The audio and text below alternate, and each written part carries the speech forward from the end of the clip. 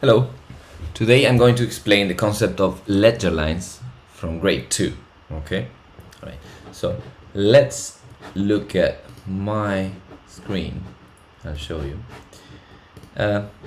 We normally have two different staves, right? We got the treble clef stave and the bass clef stave. As we know, on the treble clef we play with the right hand, if we're talking about the piano, of course. Time to play with the right hand, and the bass clef is time to play with the left hand. Okay, what this really is that from middle C, which would be around here, from middle C towards the higher notes, we play with the right hand, and from middle C, which would be around here on the bass clef, towards the lower notes, we play with the left hand.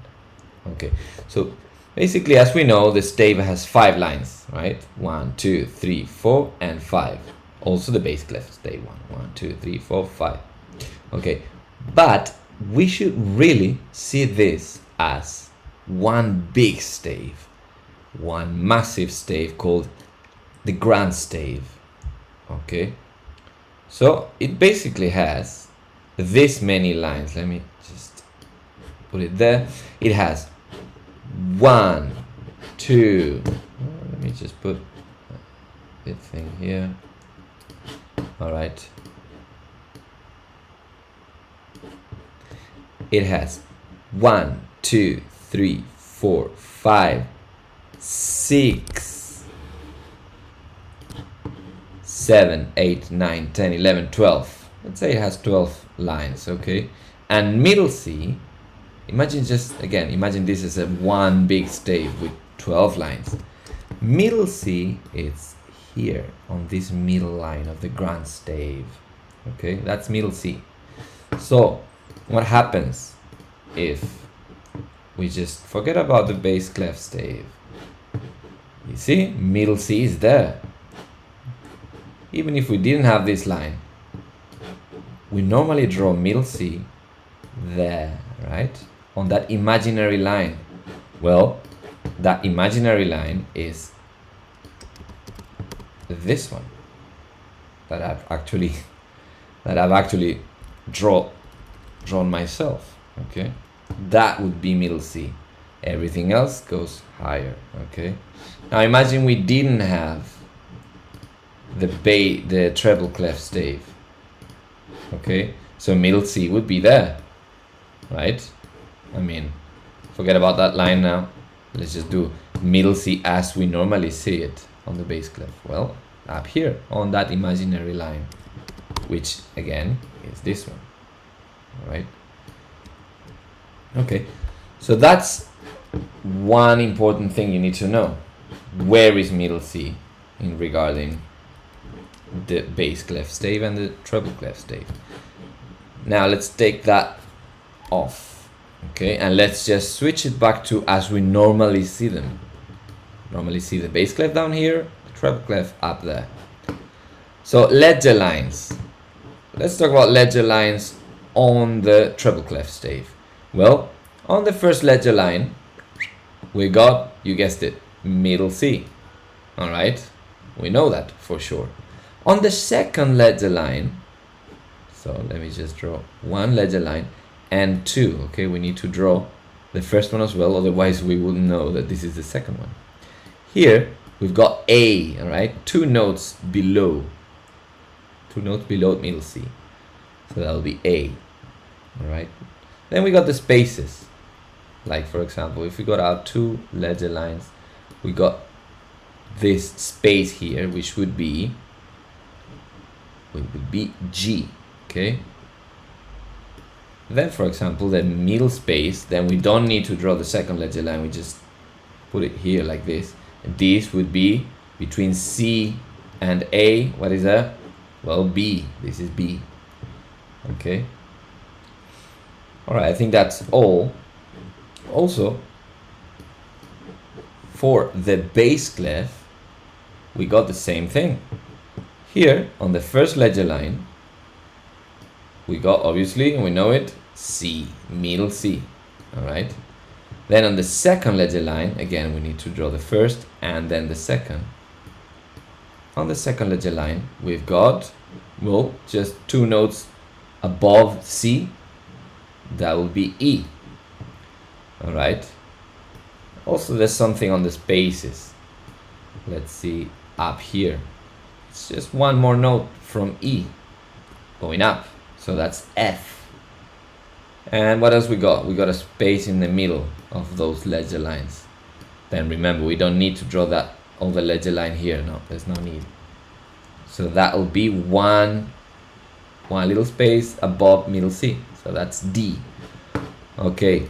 So now let me actually see if those notes, they actually fit where they meant to go.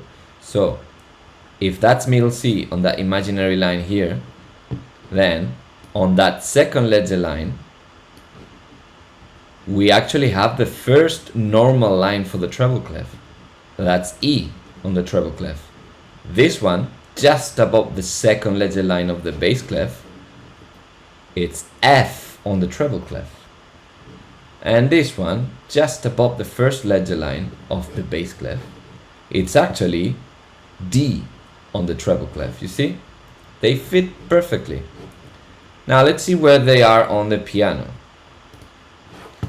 On the piano, let's see the piano here, share sound. Oops, a bit crooked. Okay, so middle C, it's middle C in the middle of the piano, right? That's middle C. Okay. So from this middle C, which would be on that imaginary line in the middle of the treble and bass clef, in the middle, that's middle C. You go upwards, okay, or downwards. Right hand, middle C upwards, treble clef, middle C downwards.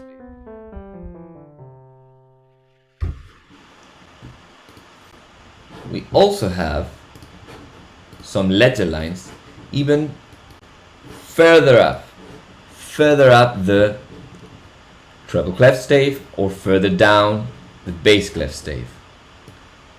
So let me just delete this. Oops. Okay, so higher above the